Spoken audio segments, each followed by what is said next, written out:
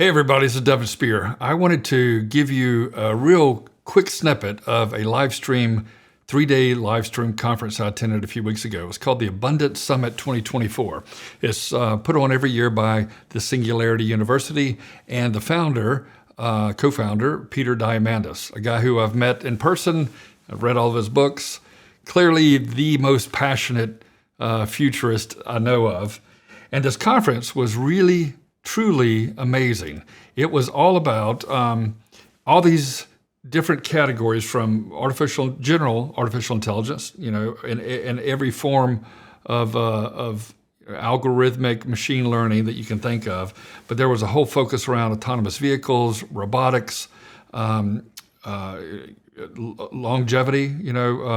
biotech, and then what they call moonshots. So there were a focus for the attendees. I think 400 people were in the audience. A big ticket to attend, $10,000, $20,000 a seat, if I have that correct. Obviously, I didn't spend that much money. I was watching it via live stream.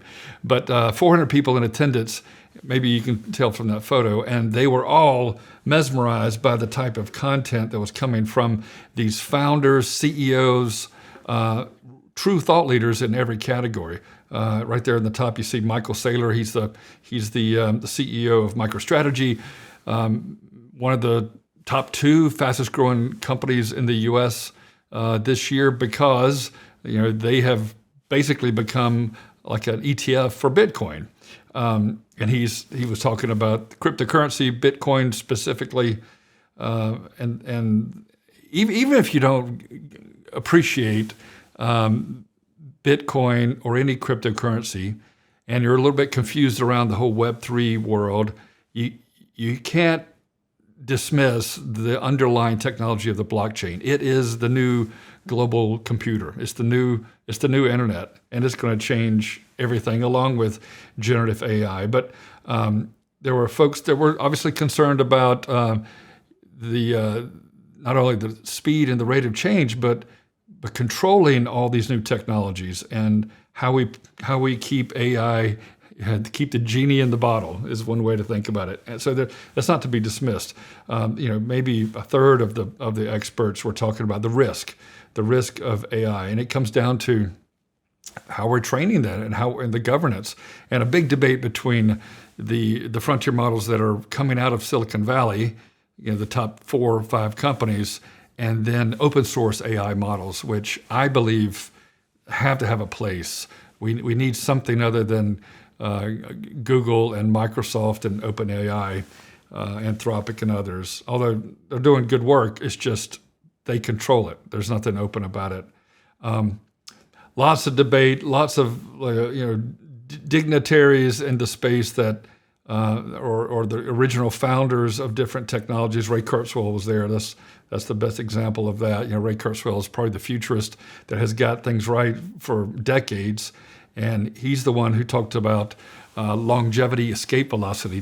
Daniel Kraft, an MD, went into an incredible presentation about how in the next few years there's going to be so many new technologies. We're basically going to have a new a new genome, a new DNA, a new body, if you can just make it to this this period for the new technologies to come. That is longevity, escape velocity. But the devices are amazing, and you couple that with AI, you really think, wow, we can live productive, meaningful, healthy lives many, many more decades into the future. So a guy I was really interested in, Jason Ballard, the CEO of Icon, that's the 3D printing company. He did a great presentation about their progress they've made in 3D printing homes.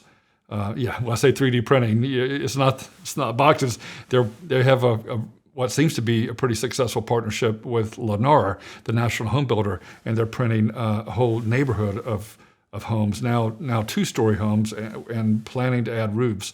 So you can check out all this content, and you can even join and subscribe if you want to abundance360.com, get an annual subscription, and see if that content is impressive, as impressive to you as it was to me. Maybe the key takeaway really is what are we doing in this world that was generally considered super exponential. I've been talking about exponential change, the rate of acceleration, which I learned from Ray Kurzweil for 5 years now, 6 years.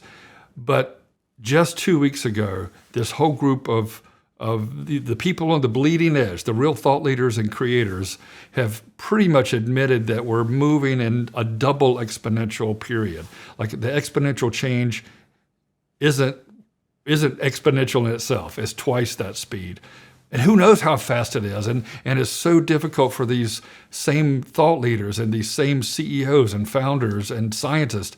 It's difficult for them to keep up with the rate of change because they can't even appreciate what's happening in their peer group and with sometimes even within their own companies with new discoveries. And so, of course, it's overwhelming, but you have to find a way to balance educating yourself, getting some knowledge, and figuring out how you will apply this. You don't have a choice. How you will apply this to your business and your personal life.